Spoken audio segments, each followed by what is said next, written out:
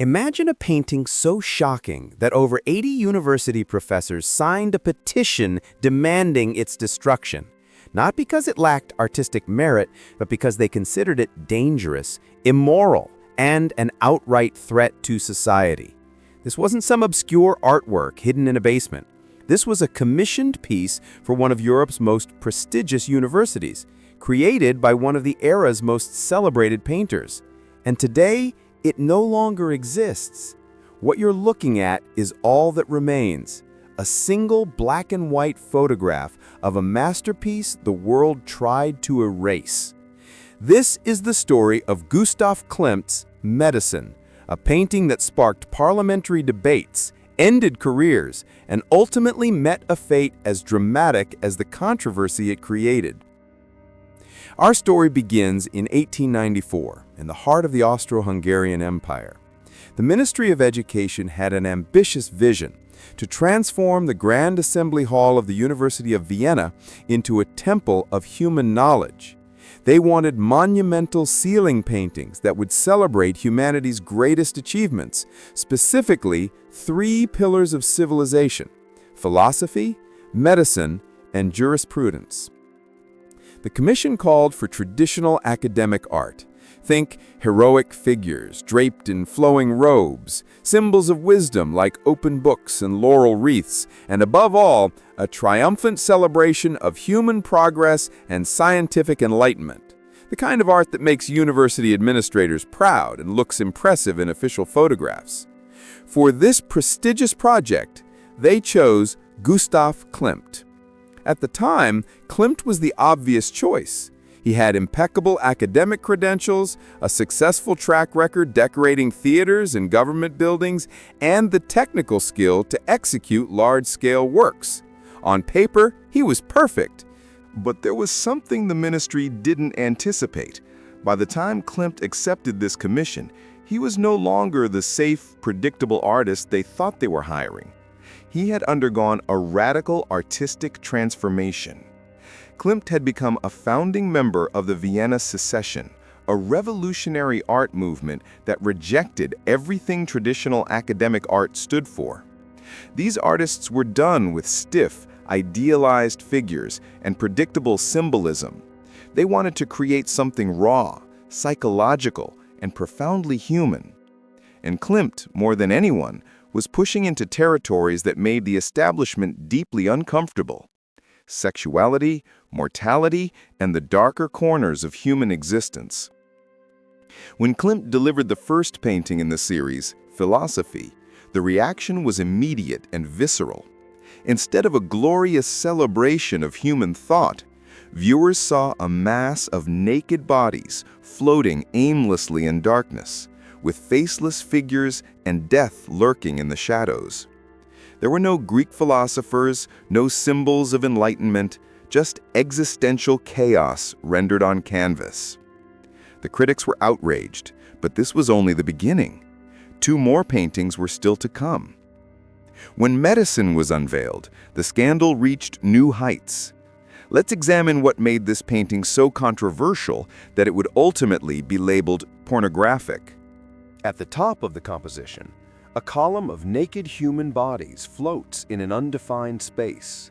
Men, women, elderly, infants, all suspended as if caught in an invisible current.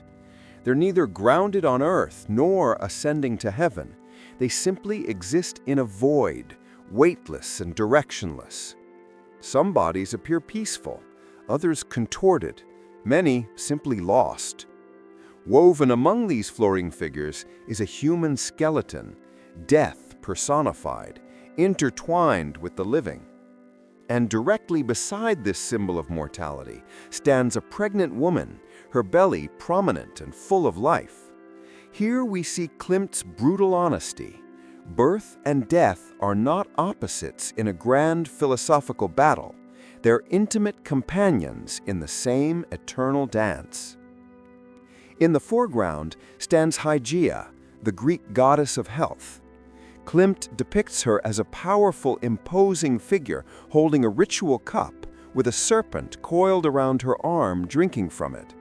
This is the classical symbol of medicine, the same serpent and cup we still see today on hospital logos and pharmacy signs. But here's the detail that infuriated the medical establishment. Hygeia has her back turned to everything happening behind her. She doesn't acknowledge the river of suffering bodies. She makes no attempt to intervene, to heal, to comfort. She simply stands there, isolated and seemingly indifferent, as if her presence changes nothing. This was Klimt's devastating message, and the doctors understood it perfectly. Where were the medical instruments, the textbooks, the white coats? Where was any symbol suggesting that medicine had conquered human suffering? They were nowhere to be found. Because Klimt wasn't interested in celebrating medical progress, he was presenting an uncomfortable truth. Medicine, for all its advances, cannot eliminate aging, cannot prevent suffering, and absolutely cannot defeat death. The response was explosive. The painting was denounced as pornographic. In the context of early 1900s Vienna, displaying so many unidealized naked bodies, women in sensual poses, and especially a pregnant woman, was considered obscene. Academic art simply didn't permit such raw human honesty. The medical faculty at the University of Vienna called the work an insult and a perversion. Some labeled it sick. Others called it unnecessarily sexual. But beneath these accusations lay the real source of their anger. Klimt had stripped away their professional authority and reminded everyone, including them, that they were still mortal and ultimately powerless against nature's fundamental laws. The scandal exploded beyond the art world. Petitions circulated demanding censorship. Newspapers published scathing editorials.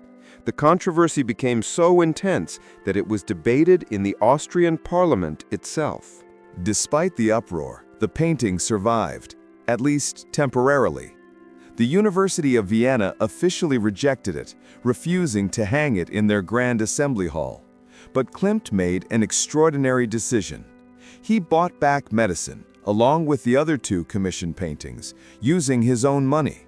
He refused to modify them, refused to tone down his vision. He simply took them and walked away from the institution that had tried to silence him. Over the following years, the painting passed into private hands, eventually becoming part of the Lederer family collection. The Lederers were among Klimt's most important patrons and one of Vienna's most prominent Jewish families. In their possession, medicine remained safe, preserved, and far from public controversy. Until 1938. When Nazi Germany annexed Austria, the systematic looting of Jewish art collections began immediately. The Lederer collection was confiscated in its entirety. Medicine, philosophy, jurisprudence, and several other Klimt masterpieces were seized and transferred to Schloss Immendorf, a remote castle the Nazis used as storage for artworks they wanted to preserve for their own purposes. The end came in 1945. As Soviet troops advanced through Austria, the SS received direct orders. Nothing of value should fall into enemy hands. Their solution was chillingly simple. They set fire to the castle. Everything burned. Hundreds of artworks, including all three of Klimt's university paintings, were destroyed in a single night. What survives today is heartbreakingly little. One black and white photograph taken years before the fire. A few preparatory sketches Klimt kept during his lifetime. That's all. Thanks to modern digital reconstruction and artificial intelligence, there's now an approximate color version displayed at the Belvedere Museum in Vienna. But it's only an educated guess. We'll never know the true colors, the precise details, or the actual textures of the original work. Which brings us to a profound question. How dangerous can a painting really be? Dangerous enough that an entire society rejected it, censored it, and left us today with nothing but technology to imagine what it once looked like? In 1901, they called it pornographic and immoral. Today, we recognize it as a lost masterpiece. And here's the irony. This destroyed painting ended up revealing more about human nature, about our fears, our limitations, and our contradictions than most of the artworks that actually survived. Klimt's medicine wasn't just a painting. It was a mirror held up to a society that preferred comfortable lies to uncomfortable truths. And perhaps that's why it had to be destroyed twice. First by censorship, then by fire.